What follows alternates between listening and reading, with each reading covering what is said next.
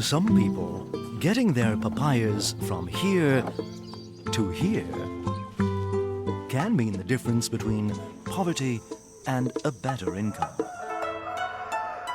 For others, it's chickens. For Joseph Godounou, it's shrimp. But when this happens, disaster.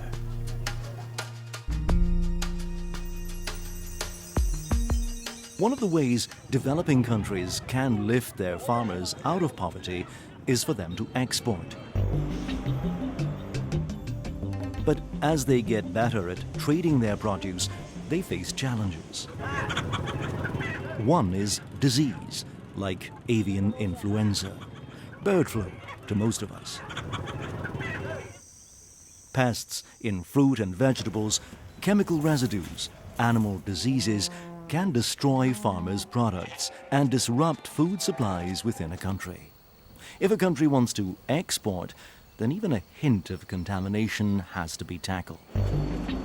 Experts call these sanitary and phytosanitary issues. Sanitary for human and animal health, and phytosanitary for plant health. Together, they also include food safety and are abbreviated as SPS. Sanitary and phytosanitary challenges have to be faced, particularly in quality foods. Fresh and processed fruits and vegetables, fish, meat, nuts and spices, which now account for more than half of developing countries' food exports. And provide a living for millions of households in poor countries. Too often, they don't have the means to ensure their products meet tough international standards. But they can, by talking, listening, and learning, with some help. We can see how in Belize, Benin, Vietnam, Thailand, and Geneva.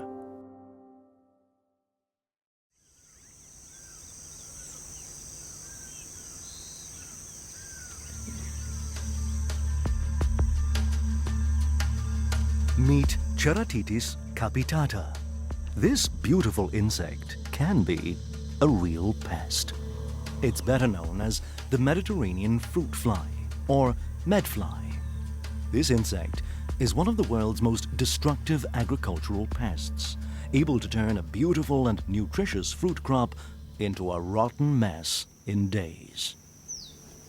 Around the world, millions of farmers have a fight on their hands to deal with the medfly and its cousins. And no one wants to import these pests. So if there's any hint that there are fruit flies around, up go the trade barriers. Some farmers are winning the battle. Belize is the only country in Central America to be officially declared free of medfly. This is okay.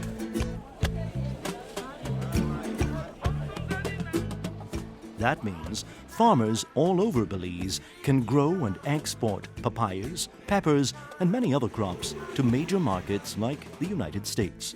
Because since 2001, the U.S. has recognized Belize as free of this pest.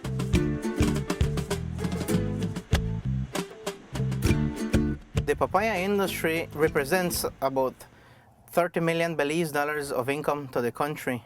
It employs more than 1,000 workers directly and is one of the leading economic activities for northern Belize. The first medfly infestation in Belize occurred in 1987 in the Stan Creek district in the south of the country. Elsewhere, the central and northern districts also paid the price because there was no way to prove their products were safe. At that time, investors were planting papayas in the Cayo district. This was as a new commodity that had been admissible into the U.S. However, because there was not a comprehensive national surveillance program, the entire country was placed under quarantine and we were unable to export to the U.S. That affected our economy tremendously. In terms of foreign exchange earnings, it also affected us in terms of employment for people. The Belizean authorities decided to act with help from international partners. The Food and Agriculture Organization assisted us tremendously with coming to Belize and providing technical assistance in setting up the program. Secondly, the United States Department of Agriculture has been a very key partner. Monitoring is the first step. The government has to know where medfly is a problem. We have medfly technicians in the field checking on a daily basis, 52 weeks in the year, to ensure that no medfly is in Belize.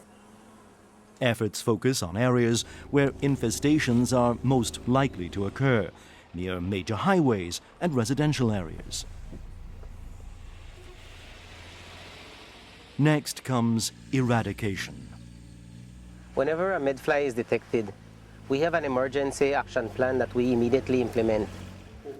The task force convenes a meeting and we decide on a course of action to be taken. So we'll put 5 Jackson traps and we'll put 5 phase 4 traps.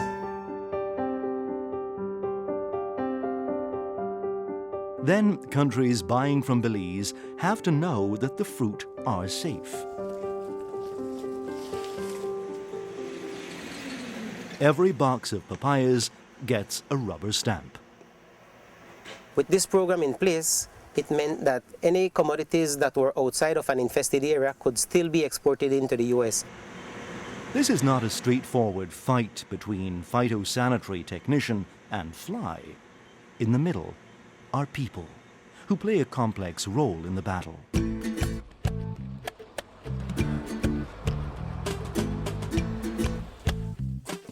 These are seasonal workers from other parts of the region. They're important for Belize's agriculture. Porque en Guatemala está dura la vida y aquí nosotros venimos aquí siempre y cuando a trabajar aquí. Travelers often bring fresh fruits and vegetables into the country illegally, and that fruit can conceal medfly, enough to risk an infestation. Keeping the fruit fly away is a constant challenge.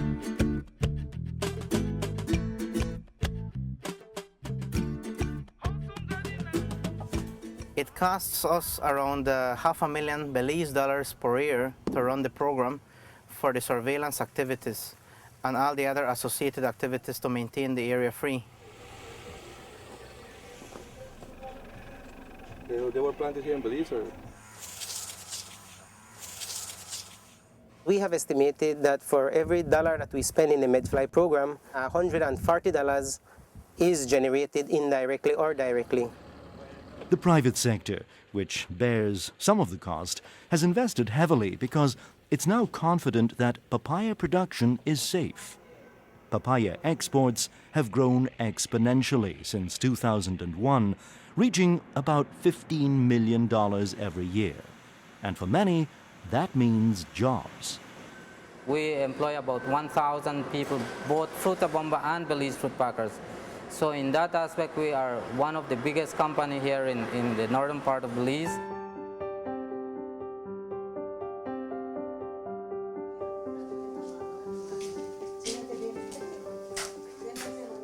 Para mí sería difícil si no hubiera esta fábrica de papaya porque yo soy una mujer con 2 hijos, no tengo marido, tengo que luchar por ellos. La papaya está dando mucho trabajo y es bueno para los niños porque si no hay por la papaya no van a comer, no van a beber. Being pest-free is a prize worth protecting.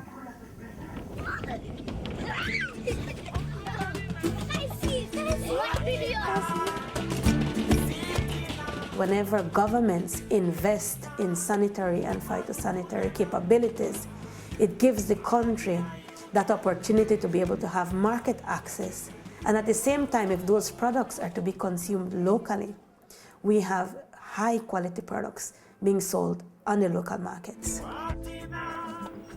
fail to invest in pest-free status and the costs mount. The fly would have to be eradicated. At the same time, production and trade would be lost.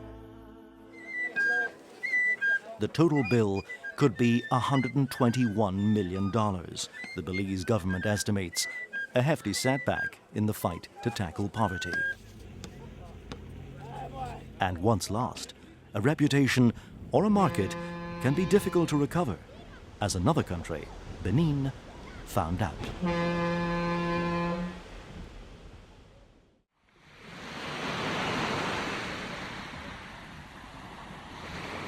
Ça a été un séisme. Toutes ces familles se sont retrouvées sans emploi. Depuis ce jour-là, nous ne trouvons pas à manger. Des femmes qui ont 5 ou 6 enfants et qui se sont retrouvées dans la rue comme ça, sans emploi. Nous sommes dans la pauvreté. Tous les enfants ont déjà abandonné l'école.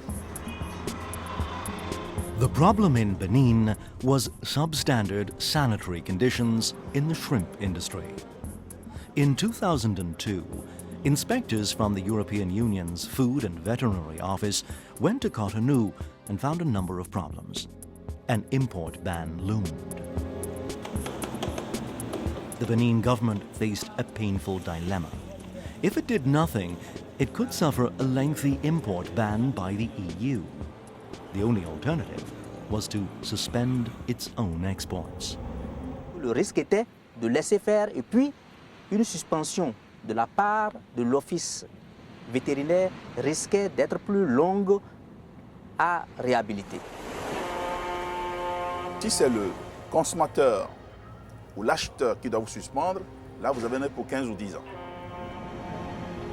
Banning imports is one of the emergency measures the European Union or any importing country can take if it discovers a threat to the health of consumers, animals or plants. Les inspecteurs de l'OAV ont constaté que les laboratoires n'avaient pas le matériel adéquat et n'avaient pas les compétences suffisantes. Également au niveau des unités de transformation, il y avait quelques insuffisances. Ils ont parlé de problèmes d'hygiène et que nos crevettes là ne sont pas en bon état pour qu'on puisse consommer. The ban lasted for less than 2 years, but the effects drag on. Le Bénin a très peu de produits qui ont un marché naturel comme les crevettes.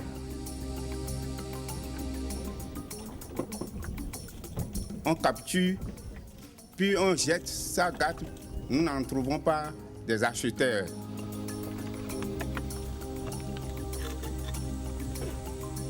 La faille trouvée au niveau de la crevette s'est répercutée sur tout l'agroalimentaire au niveau du Bénin. The government says more than 300,000 people involved in the labor-intensive sector suffered.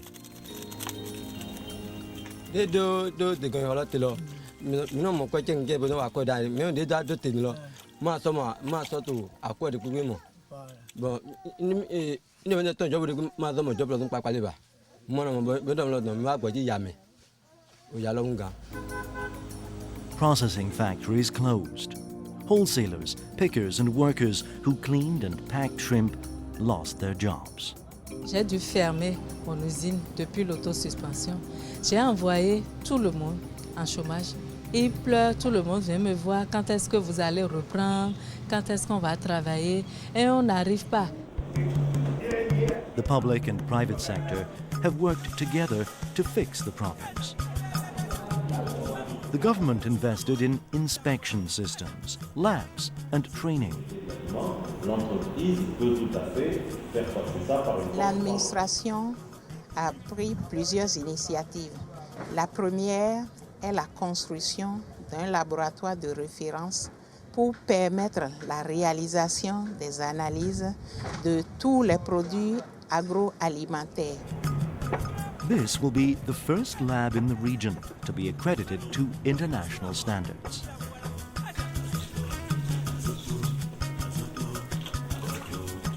Processing factories upgraded their facilities, Workers learned about good hygiene practices. So did the fishing communities. Aujourd'hui, nous avons beaucoup changé des habitudes. Aujourd'hui, nous capturons dans des plastiques. Nous lavons correctement. Pas de boue, pas d'ordures, pas de l'eau salée. Dima gbado eto amewa. Ma degaze do emeo. Ma no lo enu podi la no kodo emeo. Be mi ano plo eto ato. Enu ke mi to fifi o gbava pe obe mi ne mi yin se wan po wan. Mi abe bolu ela yilo. The task was daunting. It involved strong political commitment, private sector support, and international assistance. L'assistance internationale a appuyé le Bénin dans 3 domaines. Les autorités compétentes, les inspecteurs sanitaires, les laboratoires qui certifient la qualité, et enfin tous les acteurs économiques de la filière, des petits producteurs jusqu'aux entreprises, aux industries. On va retrouver celui des langoustes. Benin achieved a lot over the next few years, and the ban was lifted on the 1st of February 2005. But the price tag was high, and lost markets are difficult to recover. Je vous assure que le Bénin continue de vivre cet impact-là. Je veux parler des pêcheurs eux-mêmes, je veux parler des marailleuses, je veux parler des collecteurs, je veux parler de des femmes qui étaient au niveau des usines et qui aidaient à transformer les produits. Ça, tout ce monde-là a perdu donc du travail.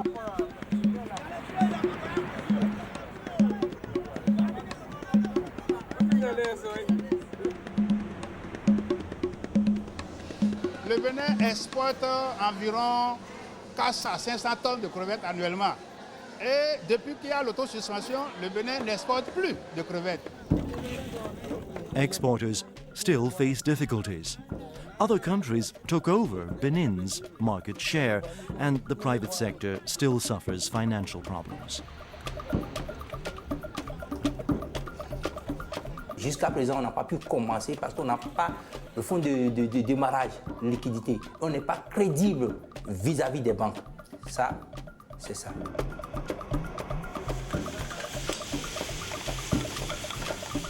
Winning back the European market or finding customers elsewhere offers thousands of families in Benin a real chance of a better life. Nous produisons beaucoup, mais nous ne pouvons pas tout consommer.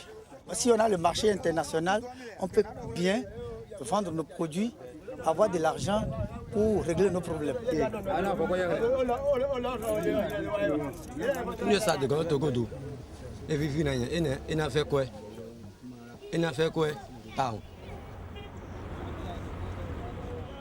Countries have to be able to implement food safety and animal and plant health measures in order to take advantage of these opportunities. It can also be a matter of life and death, as farmers on another continent know only too well.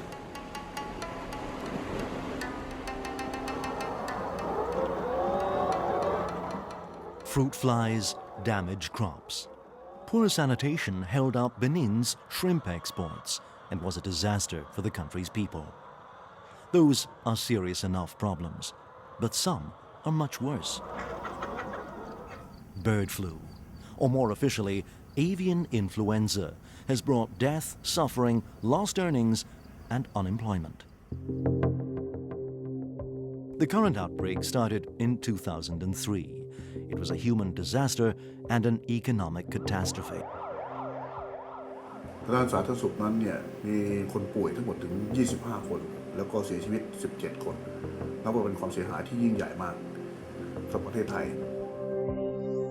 The death toll was much higher in Vietnam and Indonesia. Over 300 million birds died or were killed in Southeast Asia by the middle of 2005. The economic cost was over $10 billion, the World Bank said. Vietnam was among the worst affected. Millions of the poorest households relied on poultry. Hoang Van Long's family depended on the sale of ducks and eggs to meet their daily needs and cover school and health expenses.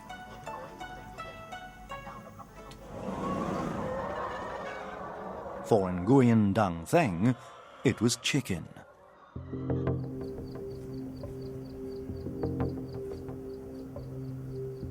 Poultry traders, feed mills and breeding farms suffered too. The government and international partners responded quickly. Over $2 billion has been committed, mainly at this conference in Beijing, to help countries worldwide tackle avian flu. This has helped Vietnam get to grips with the problem. And now we had good capacity. We had already established the animal health or veterinary system from national to provincial, district, and even the commune.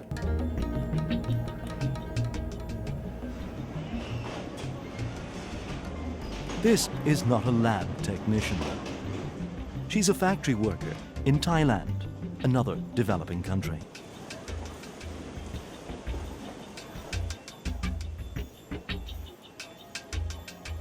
Thailand, too, was hit badly by the epidemic. Small-scale producers went out of business. Thousands of workers lost their jobs. The poultry industry virtually closed down overnight. ธุรกิจการส่งออกไก่เนื้อของประเทศไทยซึ่งเคยส่งเป็นไก่สดทั้งหมดนั้นได้หายไปทั้งหมดนะครับแล้วก็คงเหลือเฉพาะเพียงไก่สุกในจำนวนเพียงแค่ไม่ถึง 20% ในช่วงที่เกิดหวัดนกในครั้งแรก It's a huge impact. It's almost damage and destroy all the industry. In totally, I would say that it costs about $2 billion that damage our industry by the avian influenza. Around the world, the number of trade bans soared. We took immediate measures to ensure that there was no risk to European consumers. For example, we banned imports of fresh poultry meat and live poultry because there is scientific evidence of risk in those cases. But conversely, for cooked poultry meat products, we allowed trade to continue. Who decides what is safe? Governments do, but they've agreed to rely on science or international standards. For example, even in a major epidemic, only some products are infectious, and only they should be banned. For a disease like bird flu, the most important standards come from the World Organization for Animal Health, known as the OIE. Nous avons aussi modifié les normes qui existaient déjà. Si un produit issu de volaille est correctement traité de façon à tuer le virus qui peut être en lui, eh bien, il peut également aller sur le marché mondial. Businesses in Thailand avoided ruin by complying with international standards. They increased production of cooked chicken products. Exports rebounded.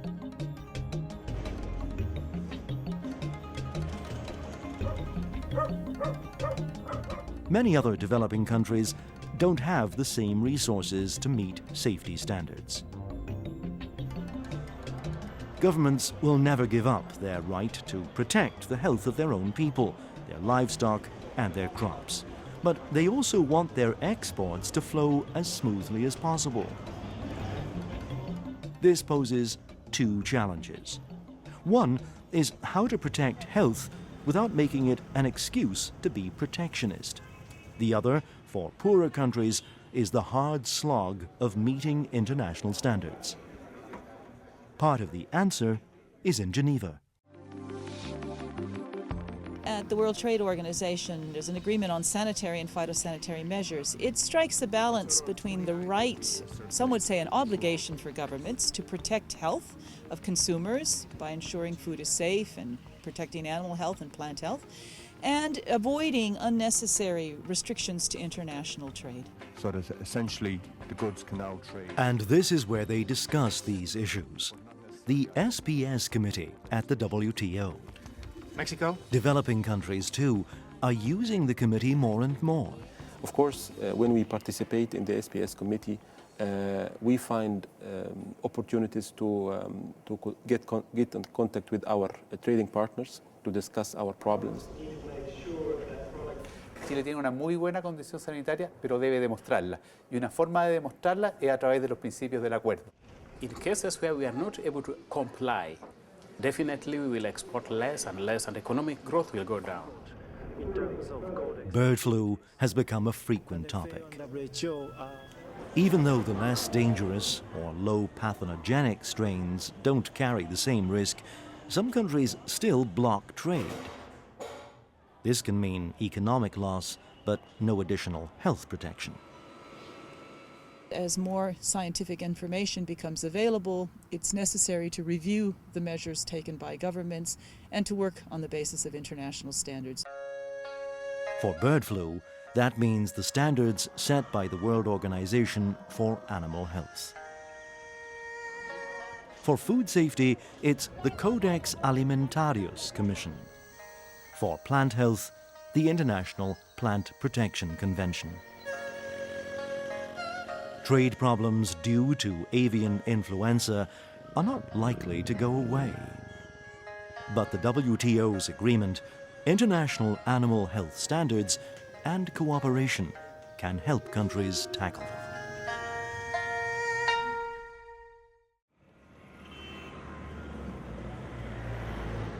Benin, Belize, Thailand and Vietnam are not alone.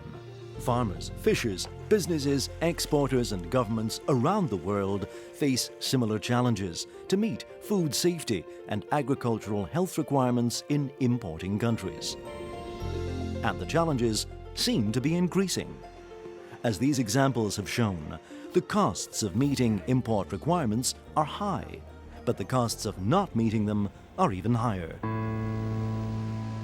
One way of supporting people in cash-strapped countries is to help them get the knowledge, skills, and resources to meet international standards. There are several national projects. The Agreement on Sanitary and Phytosanitary Measures encourages governments to help developing countries meet their international obligations. Many donors and organizations are already doing that. But much more is needed, and the work should be coordinated better. In 2002, 5 international organizations came together to address these concerns. They do this through the Standards and Trade Development Facility. Each organization brings its own special expertise to health and safety in agricultural trade. The value of the STDF lies in the fact that not only does it build the capacity, but it also brings together the donor community where they can share experiences, but also the coordination role is a very good one. In many cases, developing countries are facing obstacles such as sanitary standards. That's the reason why we've embarked on this initiative to help developing countries who may have an important comparative advantage, raising their capacity to effectively trade, including in matching these standards. The WTO makes trade possible through its agreements and by providing somewhere for government experts to talk, share experiences, listen, learn, and arrange assistance. The benefits will be worth the effort. More jobs, less poverty, increased incomes, more secure food supplies, and better health.